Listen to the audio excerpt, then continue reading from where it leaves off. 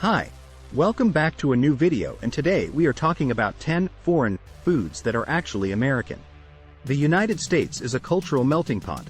Immigrants from all over the world have long flocked to America in search of a fresh start.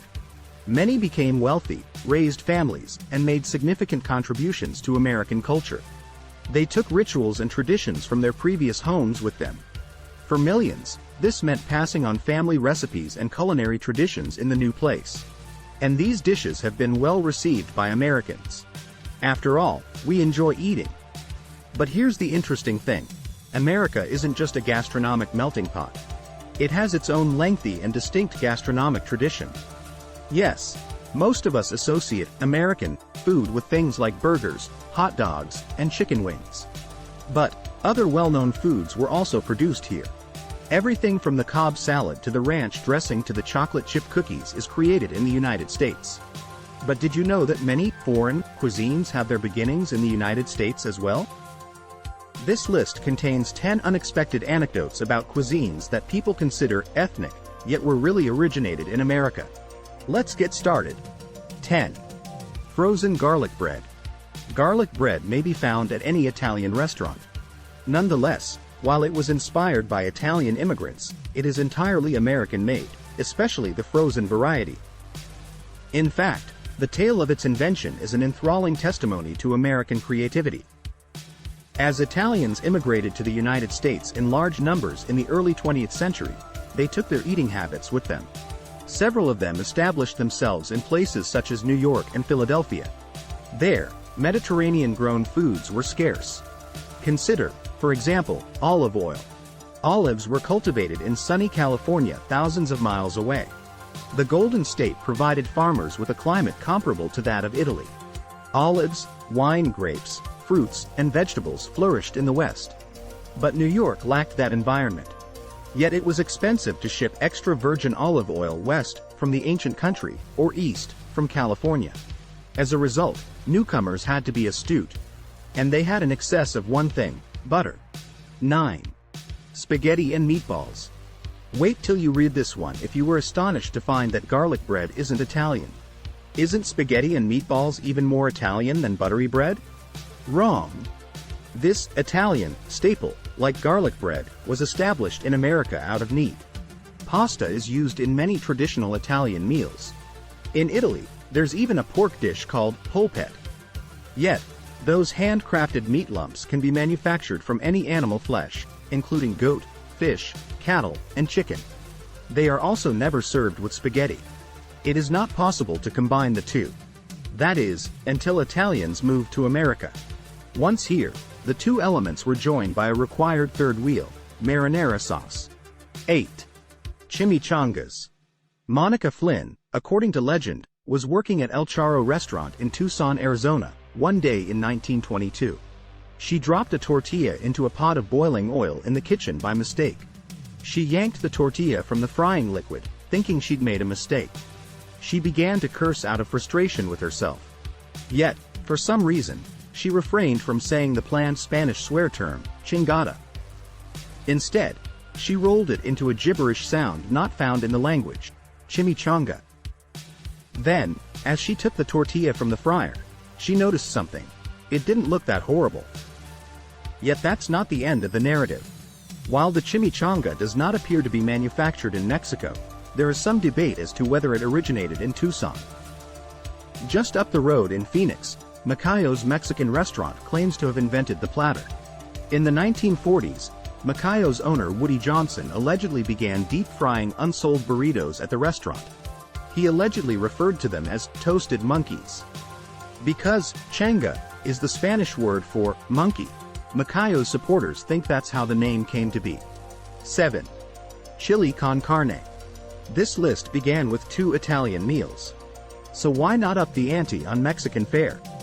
Chili has long been a staple south of the border. No matter how much Cincinnati claims to have originated the warm dish, Americans will not get away with it. But there is one prominent chili variation that is uniquely American: chili con carne. American families adored chili in late 19th century South Texas. They changed up the typical Mexican recipe by adding meat to it. They also removed one essential ingredient: no more beans. Chili with carne was one of several popular kinds of American chili for decades. Cincinnati's skyline took off in the mid-20th century. Yet New Yorkers were proud of their own chili variety, which incorporated beans in the same way as traditional Mexican versions did.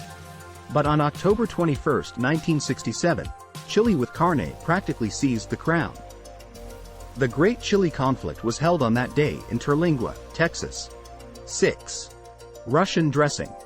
A recipe for Russian salad dressing originally appeared in print in a 1957 article in the New York Times. At the time, the tip list suggested tinting mayonnaise pink with either poached coral or crushed lobster shell. On top of that, readers were told to season with salt and fresh black caviar. The last ingredient might have moved the dish closer to its Russian moniker. After all, caviar was already one of Russia's most recognized and popular commodities in the 1950s. Yet, the dressing has no history in Russia. Nowadays, it is not consumed there. And there's no evidence it ever originated from the Eurasian country. Hence, its Russo-inspired moniker has been a mystery for decades. 5. Fortune cookies. Tsuyoshi Okamura, a Japanese immigrant, claimed to have developed the fortune cookie in a San Francisco restaurant in 1906. Okamura said the cookie evolved from a traditional Japanese dessert that had a prayer slip inside.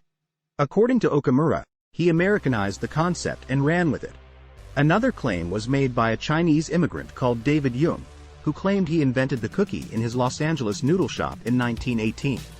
In yet another uniquely American tradition, the courts intervened. A judge heading over San Francisco's Court of Historical Review was requested in 1983 to determine how the fortune cookie came to be. He sided with Okamura and San Francisco. It's not like there was a huge financial stake at risk or something.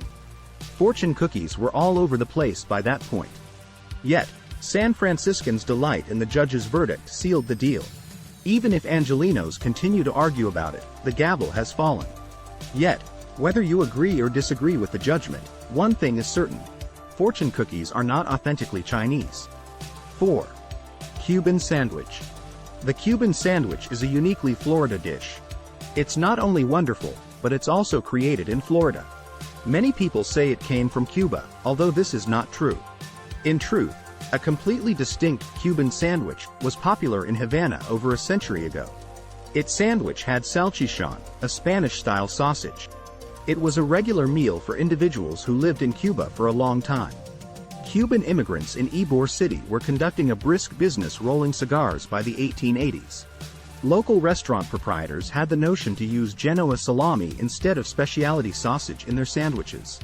The cigar rollers needed to be fed as they worked. They were also prepared to pay money to do so. Restaurants continued to carry the Italian salami since it was significantly simpler to buy in Southwest Florida. The local sandwich market quickly expanded. 3. General Tso's chicken. In the 1940s, a chef called Peng Chong-Kui served for China's nationalist government. He was even Chiang Kai personal chef's cook at one point. But, during the Chinese Civil War in 1949, he fled to Taiwan. He moved to New York City 20 years later. In 1973, he launched a Chinese restaurant there. His first order of business was to develop a new chicken dish. It was named after Zhou Zongtant. Then he added a lot of sugar to it. The sugary sweet chicken caused quite a stir in New York. 2. German chocolate cake. German chocolate cake is named after an American baker, not a European nation. A confectioner called Sam German invented a sweetened chocolate baking bar in 1852. Baker's Chocolate Company's executives adored the recipe. It was delicious in a variety of chocolate-baked products. The recipe went national in 1957, more than a century later. German's initial ingredient list was published in the Dallas Morning Star that year. A housewife from small-town Texas had submitted the recipe to the newspaper. The dish was quickly popular among readers. The essay was quickly taken up by major newspapers. Baker's chocolate became popular across the United States in a short of months. 1. English muffins. According to the account, the young man missed his mother's cuisine. He came upon this crumpet-like invention while looking for a means to produce it in America. His intention was to make a more elegant version of plain old toast. And it worked, just not in the way he had hoped. Yet, Thomas's leavened bread was so close to a British crumpet that he dubbed it a toaster crumpet. Thomas's toaster crumpet was an instant success. Hotels and high-end eating establishments in New York City began carrying the creation.